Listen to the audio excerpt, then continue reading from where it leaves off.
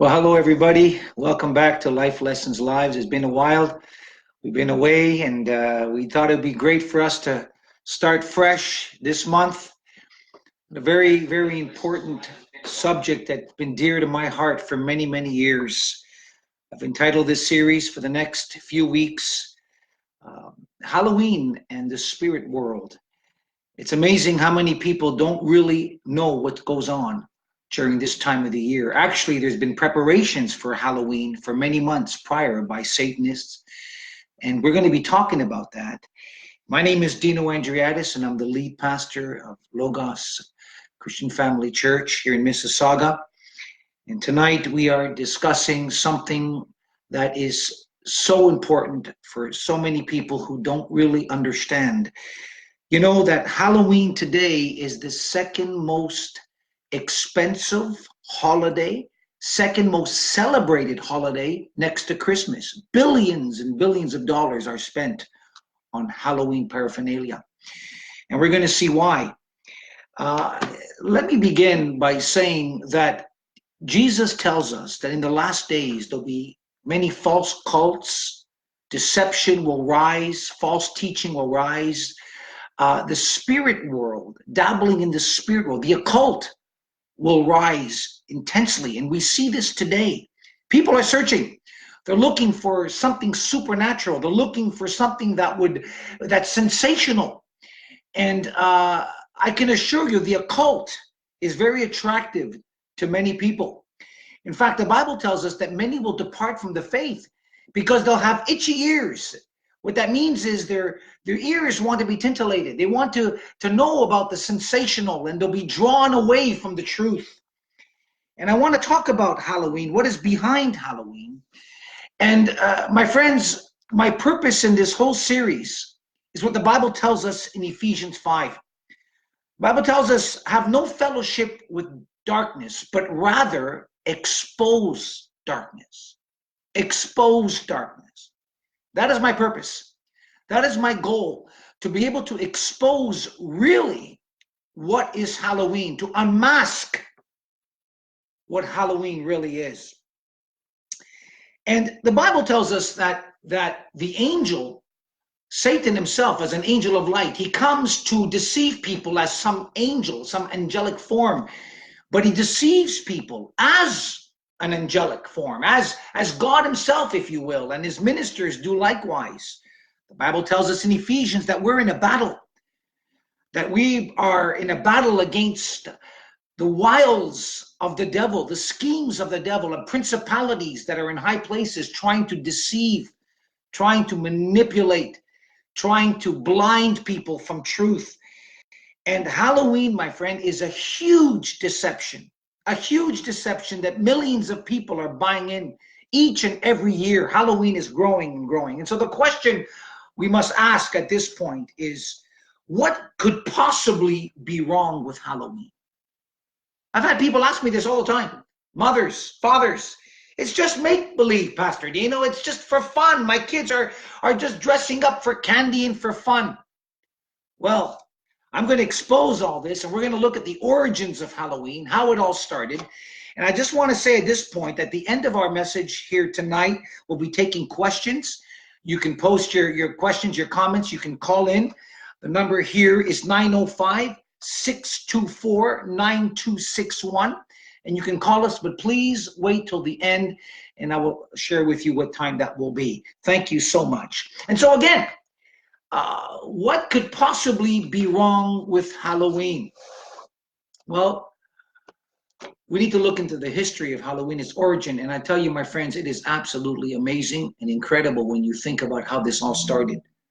Well, let's begin by saying that 300 years before Jesus was born, a civilization called the Celtics really were throughout the British Isles and Scandinavia and parts of Western Europe. And there was a common group there, a group that was known, a secret society among the Celtics called the Druids. They were a secret society. Let's just pause there for a moment. Anything that is a secret society, you need to be leery. The Freemasons are a secret society. The Illuminati today is a secret society. These are people that got special enlightenment. Be very careful. of those that call themselves a secret anything. Jesus never said anything about a secret. He said, I am the way, the truth, and the life. If any man hungers, if any man thirsts, here I am. There's nothing secret. He comes to bring truth. He brings it before you. Nothing secret. There's a secret society called the Druids. These were priests, pagans, occultics, and these people went around their communities. They were Satanists who worshipped and served the demon god of death called Saman. They worshipped him. These satanic priests literally controlled people's lives through fear, death, and disease and destruction among the Celtic groups. And each year on October 31st, the Druids celebrated the eve of a Celtic New Year in honor of their pagan god, Saman. And there was this huge festival that took place each year, and it was accurately known as the Festival of Death, and it's still recognized today and celebrated today. I have a few articles here from newspapers. I'm just going to read them to you. Here we see one. Art show celebrates the Day of the Dead. And it goes on to explain what this is. We have other article clips, the Day of the Dead celebrations here in Mississauga, and they explain where you can go and find these days of celebrations, where you can participate. Witchcraft stores opens in Port Hope, and they go to explain what you can buy, where you can celebrate this festival of death. It's still rampant today, and it's celebrated very much, especially in Mexico. In South America, we see a lot of this celebration going on in many parts of the world. Now, interestingly, Anton LaVey, the author of the Satanic Bible, he was the priest, the high priest of the Church of Satan, had over 8,000 members in California. He says this: there are three important days to Satanists. Number one, their birthday. Number two, April the 30th. And the most important day of celebration is Halloween. This becomes very significant, and there's a reason why Halloween was the most important day of celebration. Anton LaVey says that it is the night that satanic occult and witchcraft powers are at its highest potency level. And any witch or Satanist who has been having difficulty with a spell or a curse can usually achieve success on October 31st, because Satan and his powers are at the strongest that night. And so October 31st, Halloween, is the eve of a new year for witchcraft and demonic activity. It's amazing what goes on October 31st. The demonic activity, my friends, are unbelievable. Seances, witchcraft, child sacrifice, human sacrifice takes place in celebration of this god of death. And we'll be talking about that. The World Book Encyclopedia says it's the beginning of all that is dark, cold, and dead. This is the world's prescription of Halloween. And so when we send our children out trick-or-treating, we are actually telling them to celebrate, to participate in all that is dark and dead. And I know our kids are having fun. They don't fully understand it. But that's where the problem is. You know, Satanists don't celebrate Easter just so they can get Easter eggs. You know, they don't do that. Why do we send out our children on Halloween? I know they want candy. I understand that. But they disguise themselves. They've got costumes and it's all fun. But did you know where these costumes originated?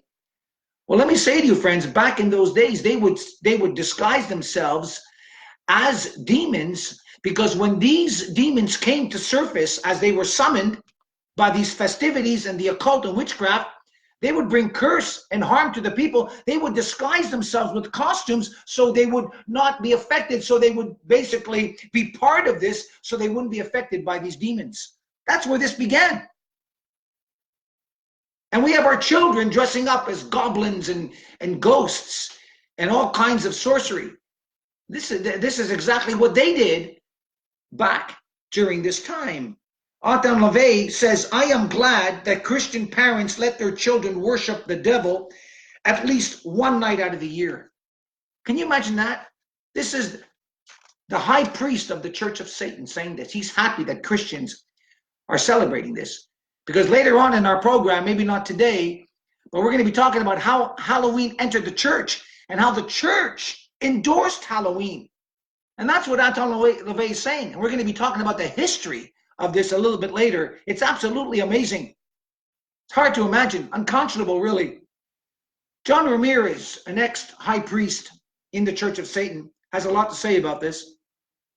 He says this. He says, we are quick on our feet to rush and honor the devil in so many ways. We see no harm in Halloween because we think it's fun. We paint our faces, we wear our innocent costumes, we dress up our doorways, even churches dress up their entryways for Halloween with pumpkins. These actions are like giving the devil license, saying, here's my church, you can have it. We think because we are not performing any demonic rituals or human sacrifices that we are on safe ground.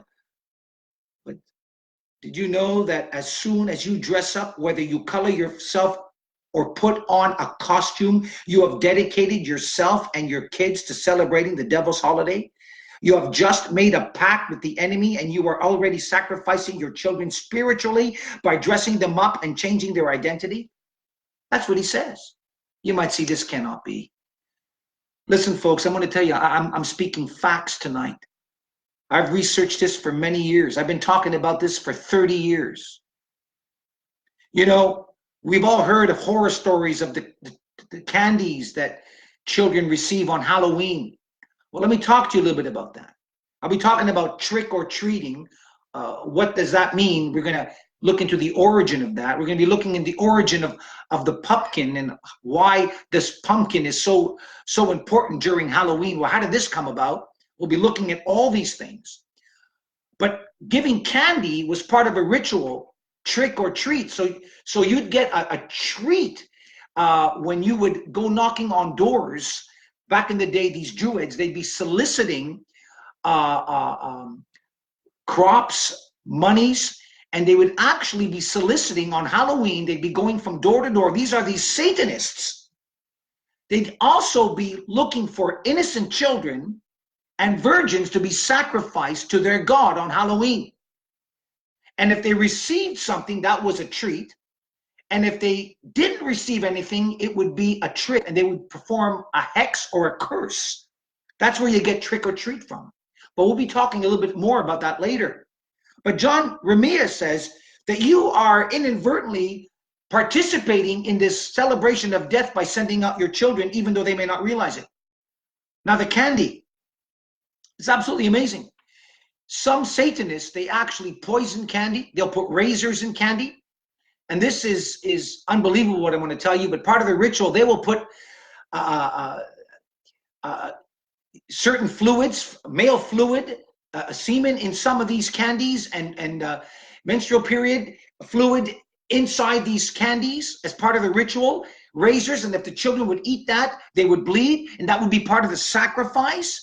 You say, oh, that's happened, that's been recorded. And those children are inadvertently sacrificed to their God by participating and eating these candies that have been poisoned. And there's a purpose behind all this. It's calculated. Now, it doesn't happen all the time, but it happens. And there's been many accounts where this has been recorded throughout the world. This is true, my friends. This is not just fantasy. I'm speaking facts today. Hosea tells us, the Bible, that my people are destroyed for lack of knowledge. There's a lack of knowledge and understanding what's going on. The Bible tells us, let us not be ignorant of the devil's devices. Listen, we're in a warfare. We're in a battle here. And the devil isn't going to come to you with a pitchfork, with a suit on that's black. And he's going to come to you very innocently. Oh, let's send our kids out, candies, fun, games, Ouija boards, entertainment. It's all part of a plan. Do you know how many people have been possessed by devils by using the Ouija board, a spiritual game that's very popular? I know this for a fact because my sister used to use it, and I've got stories concerning this that are true. This is a real thing. The spirit world is it is more real than the physical world. That's what Halloween is. It's all about the spirit world. It's all demonic. Its roots are demonic. Its history are demonic. There's nothing holy or hallow about Halloween whatsoever. It is purely demonic. And when you look at the history of Halloween, these Druid priests would go from house to house demanding all sorts of strange foods to offer to their god for sacrifice, as I mentioned. And if the village people would not give them foods, they would perform some kind of curse. And that's where the trick would come. And this has evolved today to another form of trick called egging. Sometimes when you don't participate in Halloween, if you close your lights and you've got nothing there for anybody to come and knock on your door, no pumpkin, no spiders' webs or goblins out, they'll see that. And you might have somebody who's involved in the occult, a Satanist, might throw eggs at your door. That's part of a curse. It happened to me while I was living in Mississauga about 8 years ago. I came back from church on Halloween night, and my whole door was filled with eggs, and you had eggshells. I was what you called egged. And somebody threw eggs. They didn't like the fact that I wasn't participating in Halloween. That is basically a curse. They put a curse on me. Well, it hasn't worked. But the point is, this is real. And the Druids would carry with them, now this is very important, extremely important. Back hundreds of years ago, these Druids would carry with them a large turnip, which they had carved out from the inside and carved a face on front of it to represent their demonic spirit.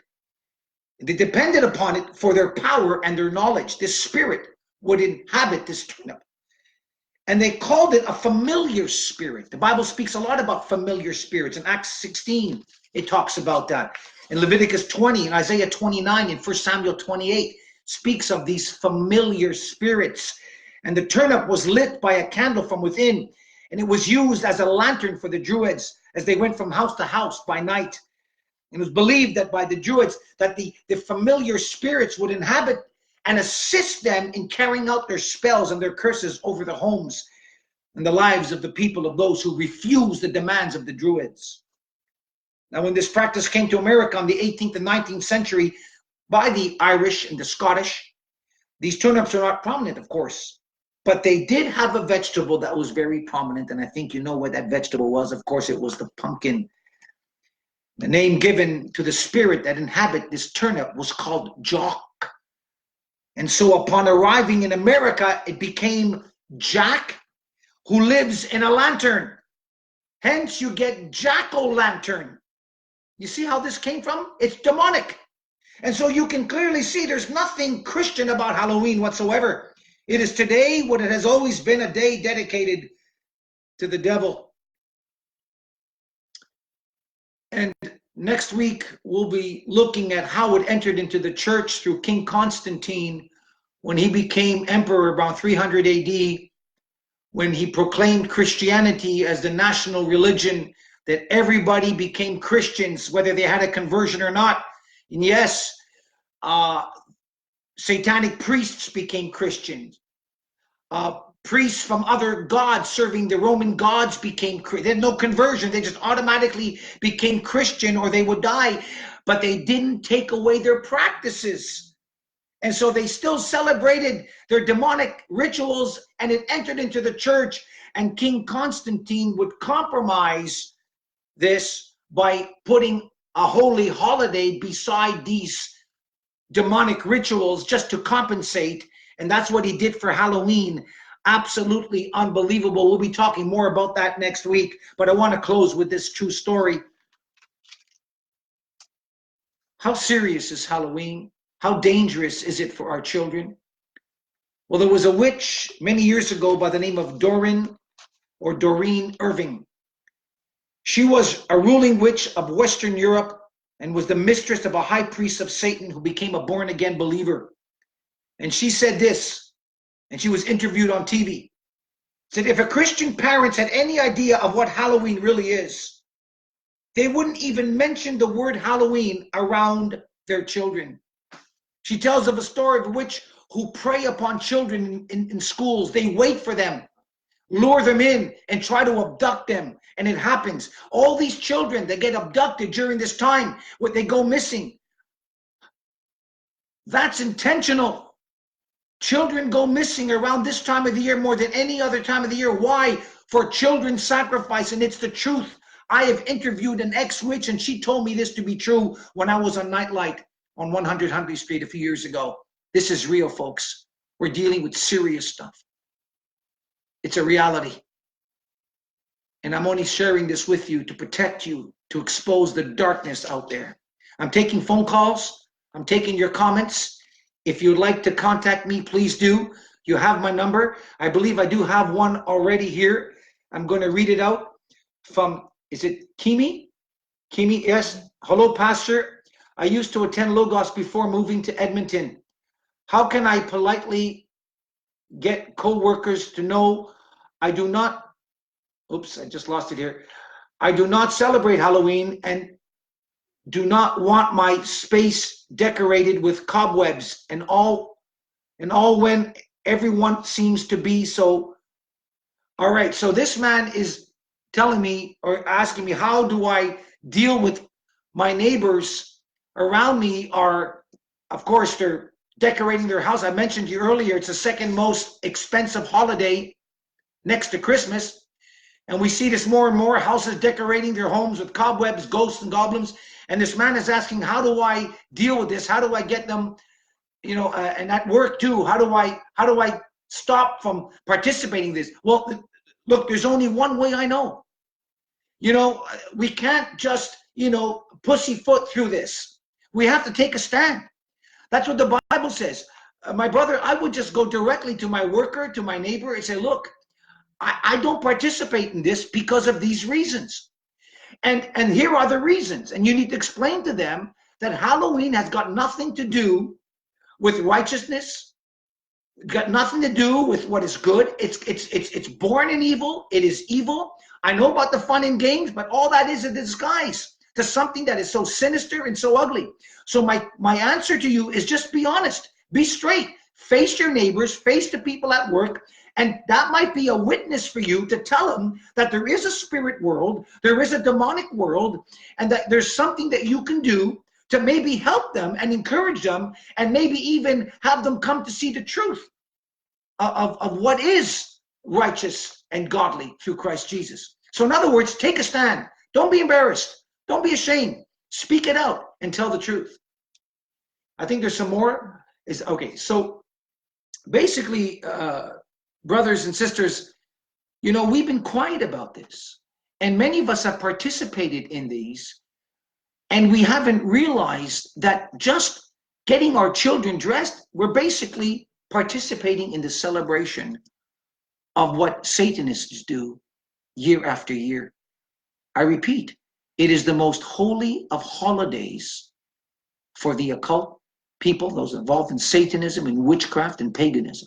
Why would you want to participate in something like that? By sending, even if it's fun, you're participating in something that could affect your children. And that's what I'm concerned about. They get older, maybe some of these things they might get, they might want to know more about, and they might open themselves more to the demonic realm, to the occult. It might perk, their interest. And as they get older, they may want to dabble into some of these things. That's how it started. I've known of people who would trick or treat, and they were really fascinated with Halloween. When they got older, they were more fascinated about the dark side of Halloween, and that's how they got involved in the occult. Just by simply going out trick or treating because mom and dad said it's okay. Eventually, some of these kids got involved in the occult. It's a travesty. I have a lot more to say. Next week, we'll be talking about how Halloween entered into the church. We'll be talking about specific examples of witches and warlocks and people who were involved in this and what they have to say. And now that you have watched, please share this video on your Facebook. I'd appreciate that very much, because there's a lot of people who have no knowledge of this, and you might be someone that can really help them. And so Thank you so much for tuning in today. My name is Dino Andriotis. It was a real joy. I hope to see you again next week. And please be mindful of what was said tonight. Read your Bible and see what God has to say. God bless you. And we hope to see you again real soon. Bye-bye for now.